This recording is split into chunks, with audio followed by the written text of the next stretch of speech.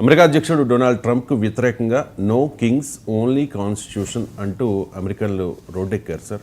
So అంటే Trump ఒక రాజులాగా నియంతలాగా వ్యవహరిస్తూ ఉన్నాడు, రాజ్యాంగ విరుద్ధంగా పరిపాలన చేస్తూ ఉన్నాడు అనేది కొంతమంది అమెరికన్ల వాదన. ఏమంటారు?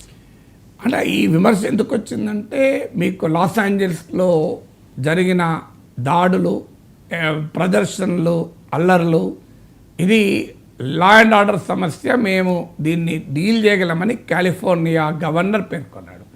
California governor is a democrat, కానీ ట్రంప్ ఫెడరల్ ఫోర్సెస్ను పంపించి కంట్రోల్ చేస్తానని వెళ్ళాడు.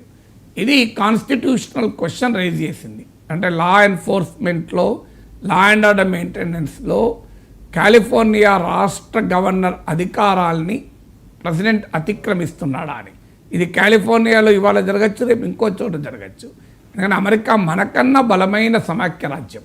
ఈవెన్ మన దేశంలో రాష్ట్రాలకు ఉండే అధికారాల కన్నా అమెరికాలో రాష్ట్రాలకు చాలా అధికారాలు ఉంటాయి. ఇప్పుడు మన దేశంలో కేంద్రం పార్లమెంట్ చట్టం చేస్తే రాష్ట్ర చట్టం పైన ప్రివేల్ అవుతుంది. కానీ అమెరికాలో ఫెడరల్ చట్టాలకు భిన్నంగా ఆయా రాష్ట్రాల్లో వాళ్ళ ఇష్టం వచ్చిన విధంగా పన్నులు వేసుకోవచ్చు, చట్టాలు చేసుకోవచ్చు.